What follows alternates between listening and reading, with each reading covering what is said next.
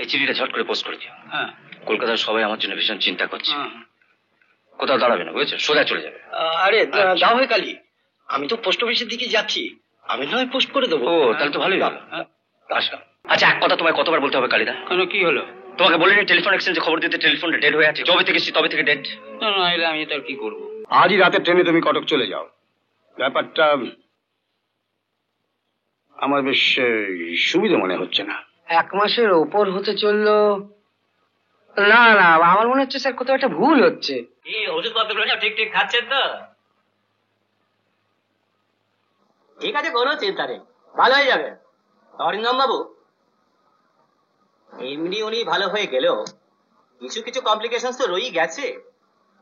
তাই আমার মনে হয় বড় ডাক্তারকে দেখিয়ে নেওয়াই ভালো। আপনার এখন বেশ কিছুদিন কটকে থেকে যাওয়াই ভালো।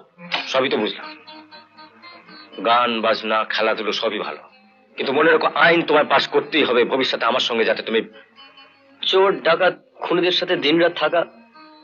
তুমি তো জানো উকিল হওয়ার চেয়ে খেলাধুলাটাকে যদি নিজের প্রফেশন করতে পারতাম। না, বাবার এখন শরীরের যেরকম অবস্থা, আমাকে কিছুদিন এখানে থাকতেই হবে। আর আমার থাকাকালীন তোমার আইন পড়াশোনাটা আমি দেখাশোনা করতে চাই, বুঝেছো? তুমি আমার এমন সর্বনাশটা কেন করছো নিখিল? সর্বনাশ? কি বলছো তুমি হরপ্রসাদ? তুমি কিন্তু আমার মেয়ে শুভার সঙ্গে তোমার ছেলে অরিন্দমের বিয়ে দেবে কথা দিয়েছিলে। আহা, তখন কি জানতাম যে সত্য হঠাৎ? সত্য হঠাৎ? ঠিক আছে, এখন তুমি কি করতে চাও? কি তোমার ফাইনাল ডিসিশন শুনি? আমি তো তোমার সামনেই সত্যকে কথা দিলাম যে ওর মেয়েকে। তোমার খুব পছন্দ হয়েছে, এই তো? বাহ, এতদিনকার বন্ধুত্বের ভালো জবাবই দিলে ভাই। তোমার অত গুণের মেয়ে, ও ঠিক ভালো বিয়ে হয়ে যাবে, দেখো। কোষ্ঠী বিচার করে আমি দেখেছি, কিছুতেই তোমাদের ওই চঞ্চলার সঙ্গে আমাদের অরিন্দমের বিবাহযোগ তো দূরের কথা, কোন রকম মিলই হবে না। একজন শনি জাতক আর একজন বুধ। ওসব বুধ বৃহস্পতি জানি না, মাই ওয়ার্ড ইজ ল। আমি সত্যকে কথা দিয়েছি, এখন ভালো দিনক্ষণ দেখার ভার তোমার। তাছাড়া শুনেছি অরুও তো মেয়েটিকে। বেশ, লয়ার হলে তার ওয়ার্ড ইজ ল হয় না, বরং উল্টোটাই হয়। কিন্তু আমি ভবিষ্যৎবাণী করছি। এনিওয়ে, তুমি অসুস্থ মানুষ, তোমাকে আর উত্তেজিত করবো না। তবে মাথার উপরে একজন আছেন, তিনি ঠিক দেখবেন। আর তিনি যদি না দেখেন, তাহলে আমাদেরই দেখতে হবে কোনটা ভালো, কোনটা মন্দ, কোনটা পাপ আর কোনটা পুণ্য।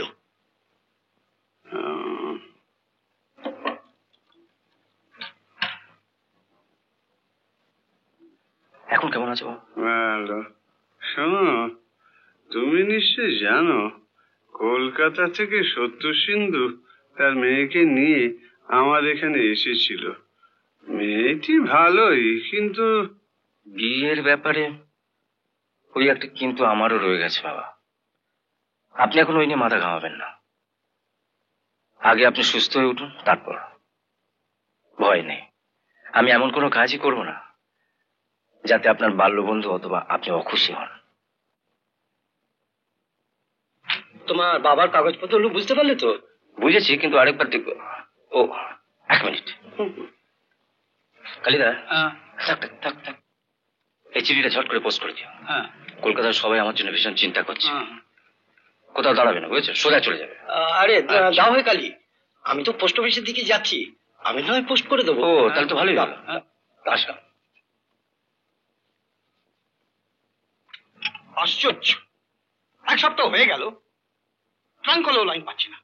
আচ্ছা, সমাজের একটা বিবেক বলেও কিছু নেই? 7 দিনের ভেতরে একটা চিঠি অবশ্য লিখতে পারে না।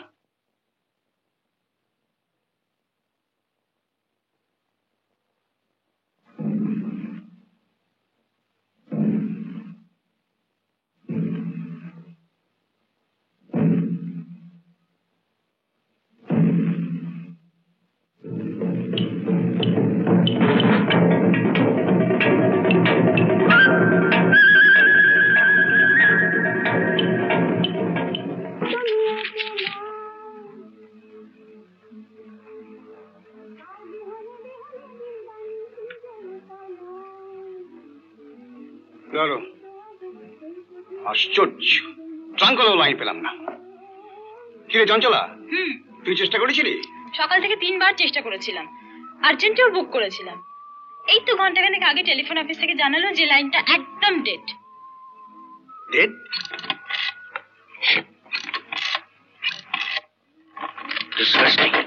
আচ্ছা, এক কথা তোমায় কতবার বলতে হবে কালিদা? কেন, কি হলো? তোমাকে বলিনি টেলিফোন এক্সচেঞ্জে খবর দিতে টেলিফোনটা ডেড হয়ে আছে? যবে থেকে এসেছি তবে থেকে ডেড। না না, এলে আমি তার কি করবো? দিনের পর দিন কলকাতায় চিঠি দিচ্ছি, একটার উত্তর পাচ্ছি না। আচ্ছা, তুমি একটা কাজ করো। বলো। তুমি এক্ষুনি তুমি একটা টেলিগ্রাম করে দিয়েছো। এখন? হ্যাঁ। ও, এখন তো রাত হয়ে গেছে। হ্যাঁ। তুমি পোস্টমাস্টারের বাড়ি জানো? হ্যাঁ। সোজা সেখানে চলে যাও। আচ্ছা। এটা গিয়ে দেবে, বলবে কাল সকালবেলা যেন এটা টেলিগ্রাম করে দেয়। কিরে, আগে ভর সন্ধ্যেবেলায় অত তাড়াহুড়ো করে কোথায় যাচ্ছিস? এই নিখিলের আবার কিছু বাড়াবাড়ি হয়নি তো? না না না, যাচ্ছি একটু বাজারে। রাঙা দাদাবুর একটা জরুরি টেলিগ্রাম, কাল সকালেই এটা কলকাতা পৌঁছতে হবে। তা উনি বললেন যে পোস্টমাস্টার বাবুর হাতে দিতে, যাতে কাল সকালেই এটা পৌঁছে যায়। তাই ওর বাড়ি হয়ে সেখান থেকে বাজারে যাও। শোন, আগে কলকাতার ও বাড়ির টেলিগ্রাম তো? ঠিক আছে, দে দে, আমায় দে। হ্যাঁ। টেলিগ্রামটা আমায় দে, আমি করে দেবো। সোমেন, আগে এই শোনো, আজই রাতে ট্রেনে তুমি কটক চলে যাও। ব্যাপারটা আমার বেশ সুবিধা মনে হচ্ছে না। 1 মাসের ওপর হতে চললো। না না, আমার মনে হচ্ছে স্যার কোথাও একটা ভুল হচ্ছে। নইলে অরিন্দম দা তো এরকম ইরেসপন্সিবল নন। আমার আদরের পূজারিনী, এই চিঠিটা তোমার নামে খুব সাহস করে লিখছি। আশা করি তোমার হাতেই পড়বে। আশ্চর্য, এতবার চিঠি লিখলাম, টেলিগ্রাম করলাম, অথচ একটা জবাব এলো না। তুমি কি রাগ করেছ? অভিমানে নিজেকে সরিয়ে নিয়েছ? সে রাত্রে যদি কিছু অপরাধ করে থাকি তবে তা আমার নয়, ঝড় বৃষ্টি বিদ্যুতের। আবার ক্ষমা চাইছি। চিঠির উত্তর দিয়ে আমার দুশ্চিন্তা দূর করো। বাবার শরীর খুবই খারাপ। কোন রকমে বাবাকে সুস্থ করেই কলকাতায় ফিরে দক্ষিণেশ্বরের মালাটা চিরদিনের জন্য নতুন করে গেঁথে নিতে চাই। রেজিস্ট্রি ম্যারেজে তোমার আপত্তি নেই তো? এটি তোমার চিরদিনের অরিন্দম।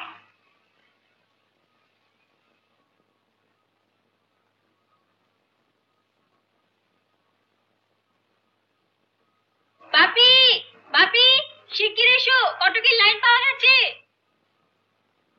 দে,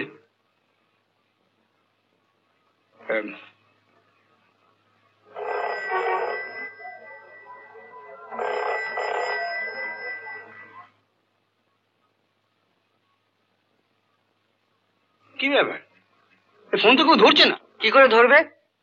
বাড়িতে তো কেউ নেই, দরজায় এত বড় তালা ঝুলছে দেখে এলাম। সে কি? হ্যাঁ, আজই তো আমি কটক থেকে ফিরলাম। অরিন্দমদার বাড়িতে এত বড় তালা ঝুলছে, কেউ কোথাও নেই। শেষকালে পাশের বাড়ি এক ভদ্রমহিলা জানালেন যে এর মধ্যে অরিন্দমদার বাবার নাকি খুব বাড়াবাড়ি হয়েছিল, তাই তার পরদিন ওরা কাউকে কিছু না জানিয়ে ওই কটক ছেড়ে কোথায় যেন চলে গেছে। কবে ফিরবেন তাও তো কেউ কিছু বলতে পারলো না। কি সব বোনাস! এখন আমি ওকে কোথায় খুঁজে বেড়াই বলো তো? তাকে আর খুঁজে বার করতে হবে না। আসামি যে কি সে আমি নিজেই খুঁজে বার করব। এরকম আরো অনেক সিনেমা দেখতে হলে ডাউনলোড করুন ক্লিক অ্যাপ।